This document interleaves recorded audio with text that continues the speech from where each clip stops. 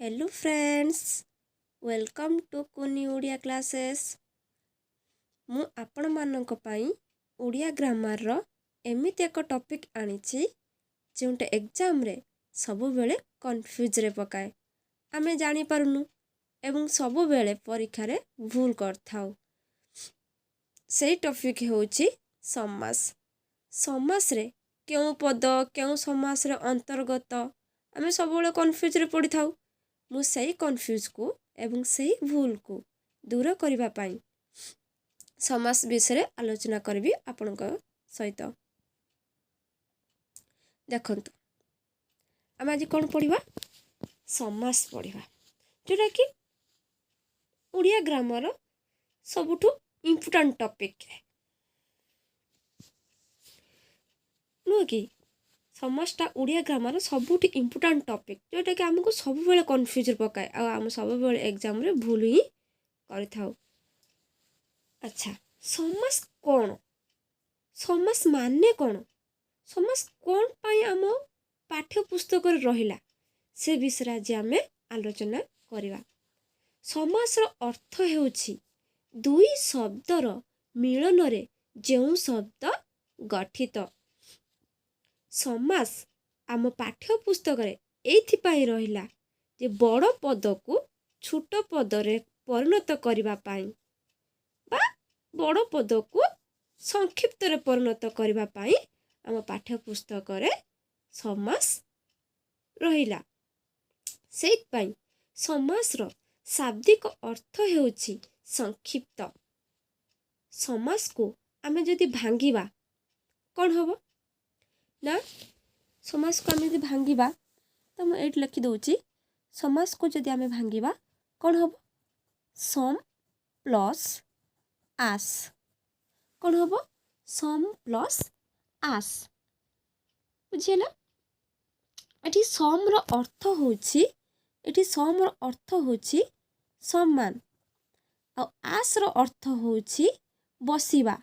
आस रो अर्थ कोन बसिबा, अर्थात सम्मान शब्द आसी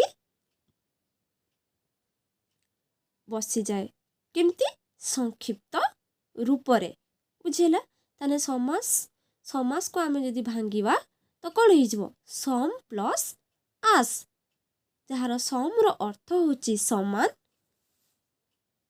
एवं आस रो अर्थ होछि बसिबा, अर्थात समान शब्द आसी बसे केमती संक्षिप्त रूप रे आसिकी बसे। केमिति रूप रे आसिकी बसे संक्षिप्त रूप रे। गुड एग्जांपल नबा, गुड उदाहरण नबा कोन अछि पुत्र निमित्त सुक। कोन लेखा अछि पुत्र निमित्त सुक, पुत्र सुक लेखा जाइछि। एठी देखंतु पुत्र निमित्त सुक माने पुओ पाई सुक करे जे पुओ पाई सुक करूछि।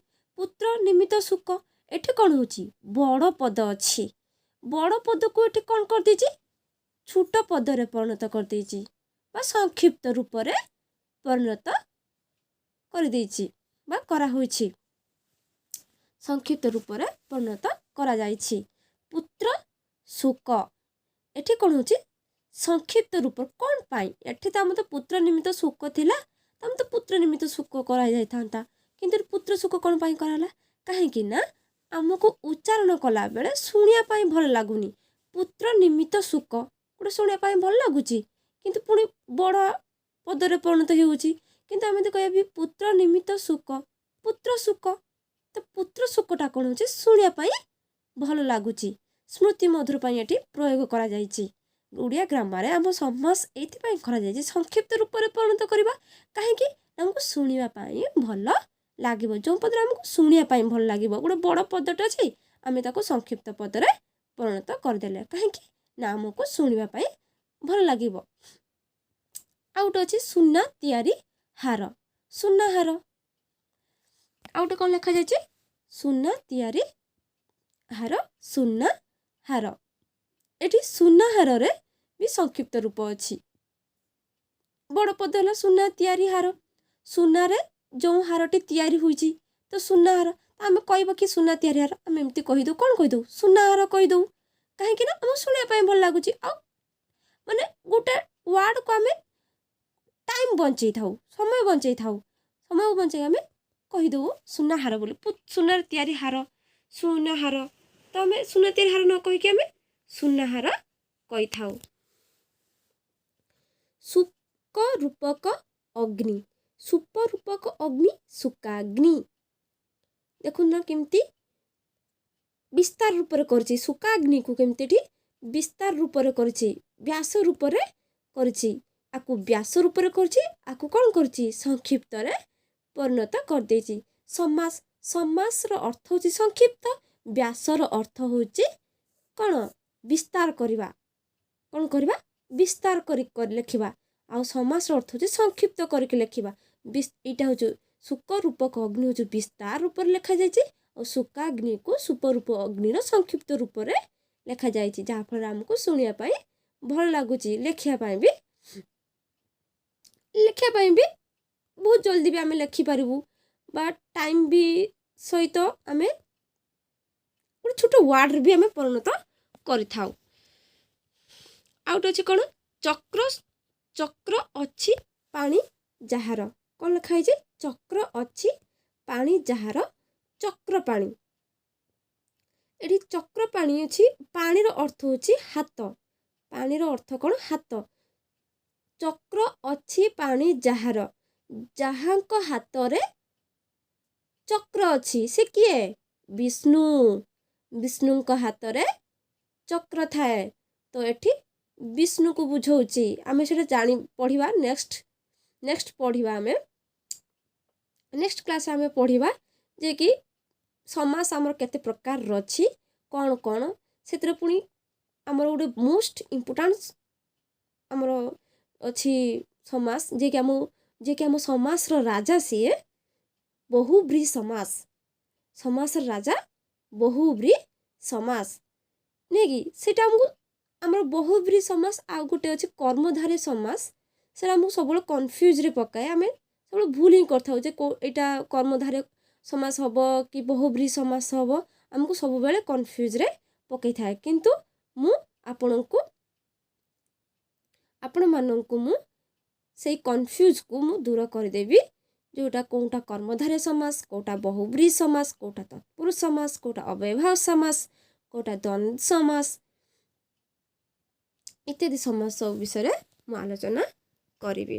त हमरे कोन कहले चक्र अछि पानी जहार चक्र पानी जे कि जे जहां को हाथ रे चक्र अछि से होचंती चक्र पानी तो एठी व्यास माने व्यास वाक्य रे परिणत हेकि अछि बड़ पद रे परिणत हेकि अछि तो एठी संक्षिप्त रूप रे परिणत कर जाय जे कि चक्र पांटा हमको सुनिया पाई मधुर लागुछि बुझिला।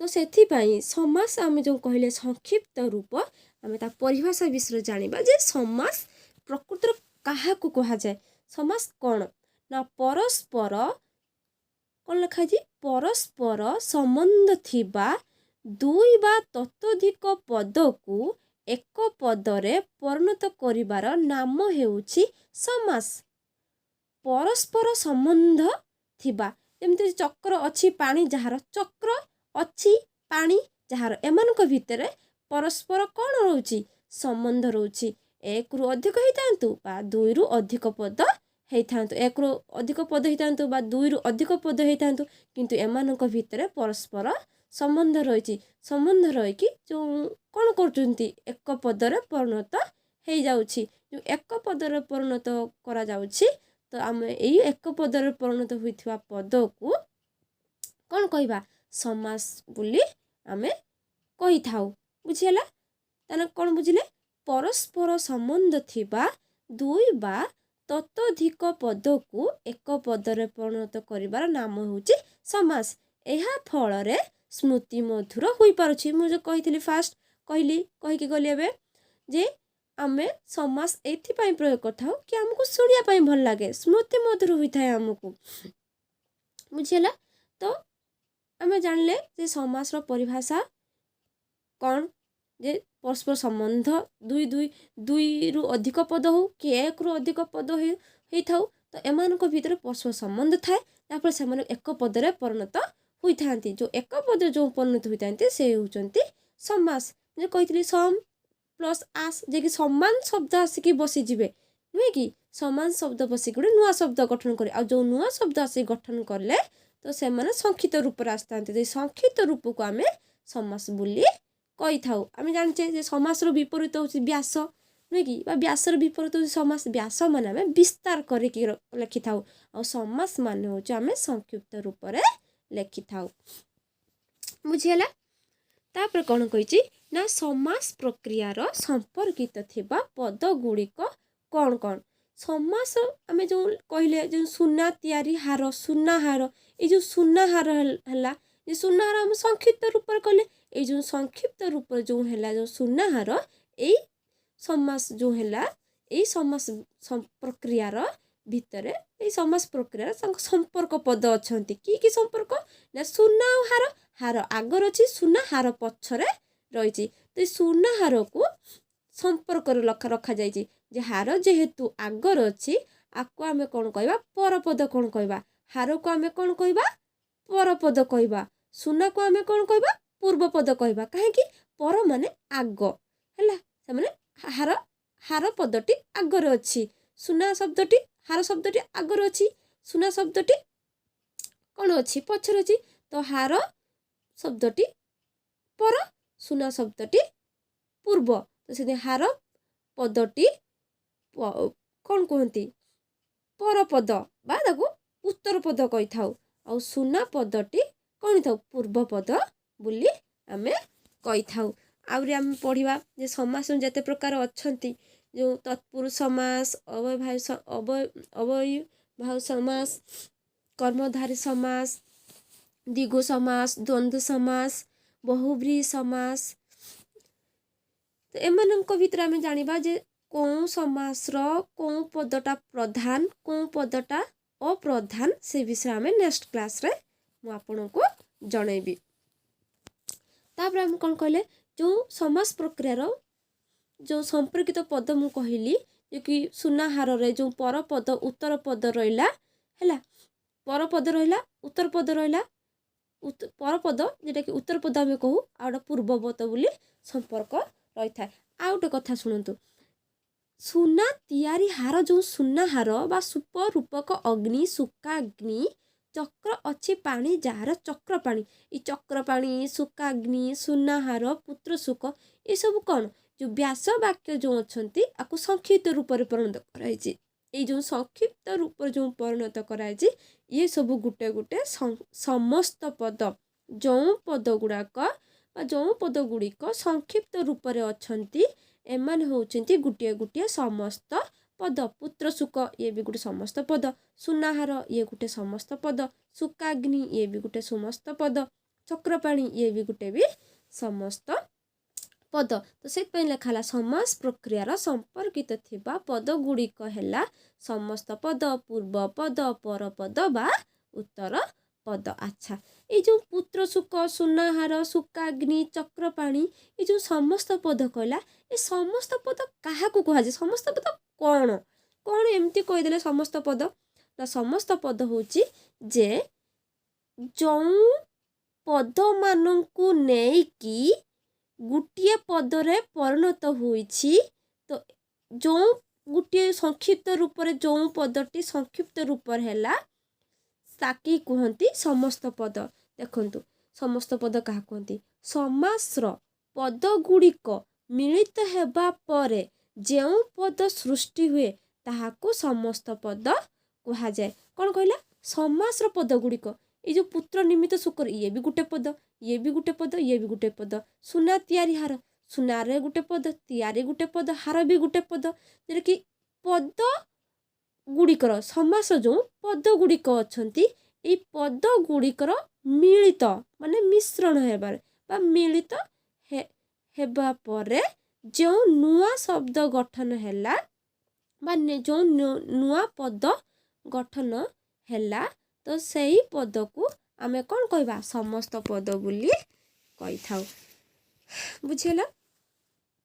ଆହୁରି ବି ଗୋଟେ ବି ସମସ୍ତ ପଦର ପରିଭାଷା ଅଛି, ଯେଉଁଟାକି ସମାସ ନିଷ୍ପନ୍ନ ପଦକୁ ସମସ୍ତ ପଦ କୁହାଯାଏ। समास निष्पन्न पदकू बुझेला समास निष्पन्न पदकू समस्त पद कहा जाए।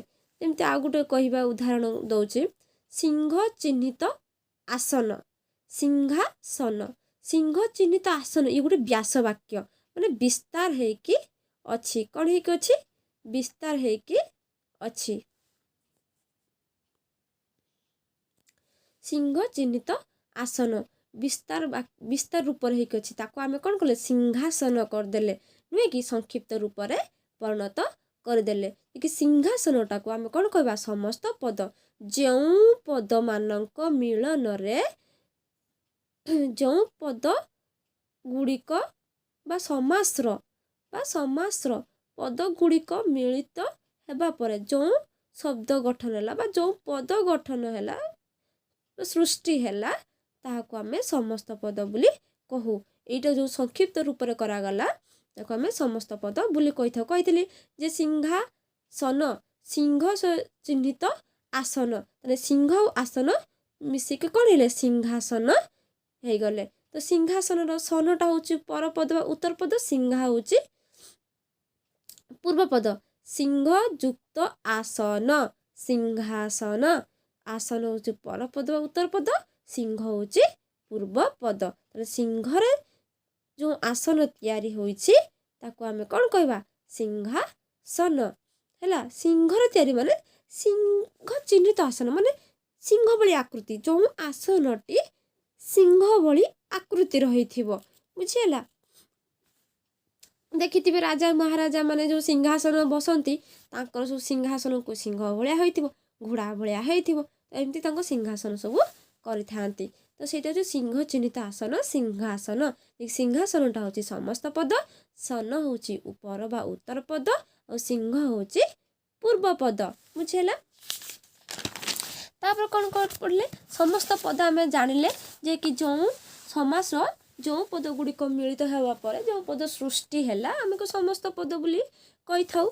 तापर आनिबा कहिबा कोन समस्य मान पद ए समस्य मान पद कोन देखंतो आमे जो गुटे कहितले जे सिंह चिन्हित आसन सिंहासन जो सिंह चिन्हित आसन सिंहासन हैला जो सिंह चिन्हित आसन ये सब गुटिए गुटिए समस्य मान पद ए जो मु कहिबी जे जो सिंह चिन्हित आसन आमे जो पढ़ी के गले सिंह चिन्हित आसन सिंहासन ये भी गुटे समस्य मान पद ये भी गुटे समस्य मान पद ये भी गुटे समस्य मान पद आमे पद कहा कहया ना वाक्य रे जो शब्द रही थाए ताको आमे पद बोली कहिबा बुझिला। वाक्यर जो अंश थाए वाक्यर जो अंश जो शब्द थाए ताको आमे कहया पद ताने वाक्यर ये सब गुटे अछि सिंह चिन्हित आसन तो एमान को मिलन रे वाक्य गठन हेछि तने सिंह चिन्हित आसन ये सब गुटे गुटे पद। तो ये जो आम समास रे जो अछंती ये सब गुटे समस्य मान पद तने समस्य मान पद सॉरी समस्य मान पद मानक मिलन रे समस्त पद गठित तेणु कहमी सिंह चिन्हित आसन रो सो को माने समस्य मान पद सिंह चिन्हित आसन ये सब गुटे गुटे होचंदी समस्य मान पद। एठी एमती आम कहले चक्र अच्छी पानी जहार चक्र अच्छी पानी जहार ये सब गुटे समस्य मान पद ताने बुझी पाइले समस्त पद काहाकु नै गठित ना समस्य मान पद मान को नै कि समस्त पद गठित बुझिला। आ समस्य मान पद कोन ना जो पद गुड़िक मिश्रण रे समस्त पद गठित हुए सही पद गुड़िक गुटिए गुटिए समस्य मान पद ताने समस्य मान पद बुझी पाइले कौन हैला कौन देछि जो पद गुड़िक मिश्रण रे हम सिंह चिन्हित आसन सिंह गुटे पद चिन्हित गुटे पद आसन गुटे पद तो सही पद गुड़िक मिश्रण जो समस्त पद गठित होला जो सिंहासन तो सही पद गुड़िक होचंती गुटिए गुटिए समस्य मान पद नॉट सिंहासन समस्य मान पद नुहे सिंह युक्त आसन जो सिंह आसन ये सब गुटे गुटे समस्य मान पद जो सिंहासन लिखाई जो सिंहासन सन समस्यमान पद सिंहा भी समस्यमान पद तो से मिश्रण कौन है समस्त पद हो गला तापर आम कौन पढ़ा विग्रह वाक्य मुझे फास्ट जे कि आम व्यास वाक्य बोली आपण मानक कही जे कि व्यास वाक्य तो व्यास वाक्य हूँ कौन विस्तार हो नुहे कि किंतु समासटा कौन संक्षिप्त रूप जेटा जमी मु कहली चक्र अच्छी पानी जार चक्र अच्छी पानी जार सहीटा कहते व्यास वाक्य कि चक्र पानी से हूँ संक्षिप्त पद जेटा कि समस्त पद बुझीगला जनक विग्रह वाक्य कौन है समास अंतर्गत पद मानकर परस्पर संबंध जानिबा पाई जो वाक्य गढ़ा जाए ताहाकु आमे विग्रह वाक्य कही थाउ तेन कौन कहले समास अंतर्गत जोटा कि आम कहवा जे कि सुना रे तैयारी हार जो सुना हारटा जो है सी समास समास अंतर्गत पद मानकर परस्पर संबंध अच्छी कौटा कि सुना रे तैयारी हार से भितर कौन अच्छी परस्पर संबंध अच्छी ताने आमे जो समासटा जानी था केमिति ना पद मानकर परस्पर संबंध जानिबा पई जो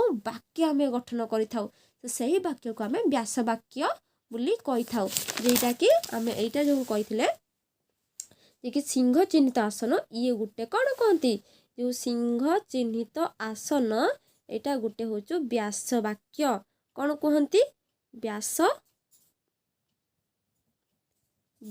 वाक्य है कौन कहते व्यास वाक्य बोली कही थाउ बा व्यास वाक्यर अन्य ना कौन कहते विग्रह वाक्य जहाँ व्यास वाक्य भी सैया बा ताकू भी कहते समास वाक्य भी कहते क्या समासटा केमती से वाक्य नहीं कि समास ही तैयारी संक्षिप्त रूपटा जो तैयारी बुझीगला तो समास अंतर्गत पद मानकर परस्पर संबंध जानिबा पाई जो वाक्य गढ़ा जाए ताहाकु आमे विग्रह वाक्य बोली कही थाउ जेटा कि जार अन्य नाम होची समास वाक्य बा व्यास वाक्य